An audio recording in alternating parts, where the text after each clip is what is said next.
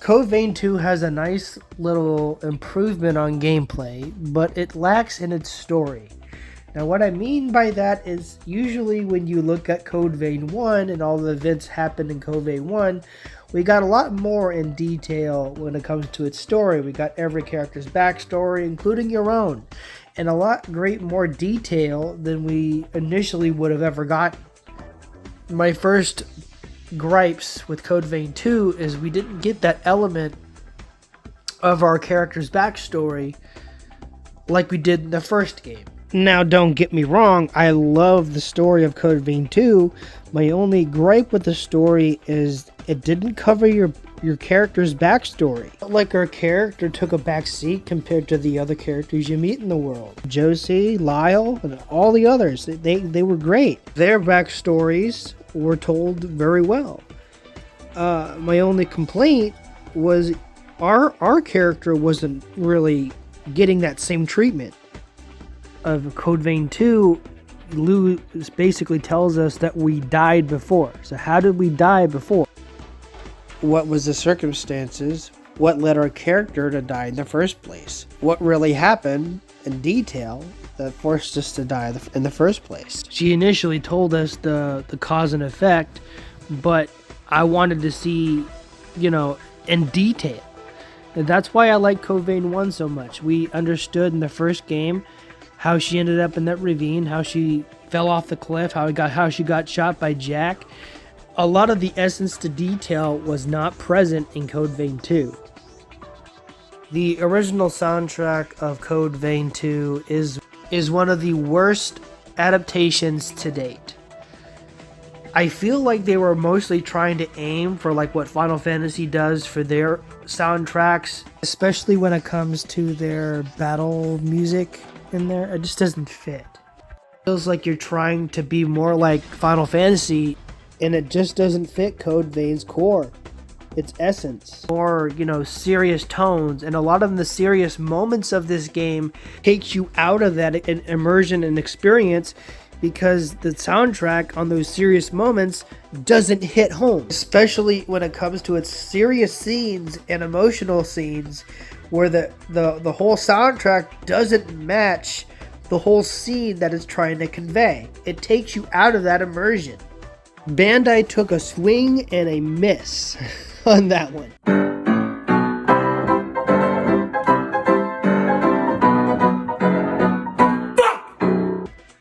My biggest likes of this game has to be its gameplay and its open world.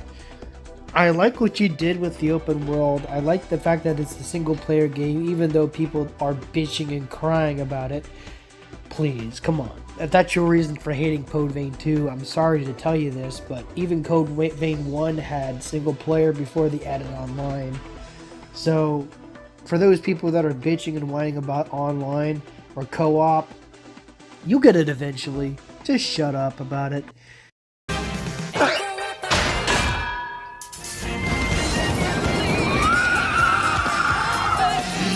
Burden system in this new feature, the burden system can fuck you up if you don't know what you're doing. So I'd recommend just out a lot of blood codes and bringing it up to the max, which is S. And I like the whole weapon customization where you could equip so many darn skills on your weapons and mix them and match them and the way you see fit. Boosters are a nice addition too because it can also boost your stats, but it can also backfire. So like I said before, it's a double-edged sword. My only gripe with the jails is you could have added more jails than the ones that you've already added, like the Bat and the Scythe are the like only two additions to the ones we've already gotten. So yeah, it's a welcome addition, but I still feel like you could have added more to the jails or more variety of them at the very least. We'll get something in the DLC, I don't really know, but so far I'm a little disappointed in the defensive forme, but the offensive forme is really good in the game. Like this one format that I'm using is like a beam attack where it just, it's fun to use. I'm gonna fuck your mom, do-da-dee-da-day. The bat forme is a little bit like a double-edged sword because if you It's, I'd say that one's more equipped to like bigger enemies. So the rune blades are a good addition, but unless you know how to really equip them and how to use them, two can be a double-edged sword. Also, I forget to mention that some of these skills that you can use on your weapons and so on can be attained by just exploring the open world, which is a nice little detail, attention to detail. I like the fact that some of these skills and weapons can be attained, but just by giving the characters at Magmel gifts. Experimentation is the best thing. I'd say the biggest weapons for me to use would be the spear and the one-handed swords, especially in those pesky boss fights. But experiment. Try out different builds, try out different weapons, and see what works for you.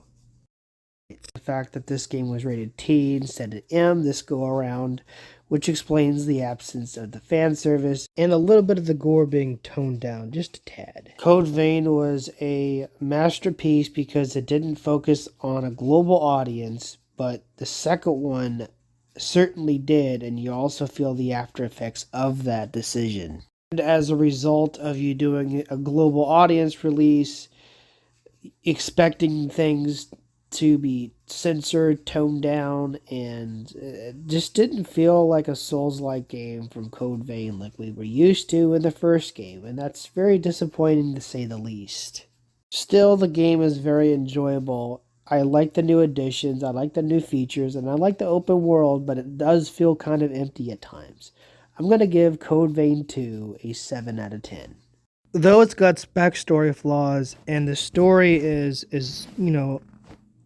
okay, it's a great experience to immerse yourself in. Minus the OST. God help it. Also, don't forget to use my discount code AMV to save yourself 10% off of W Energy drinks, guys. Some of them are a killer. Can I say that, Barry, please? Can I say that? Compute says no. Well, shit.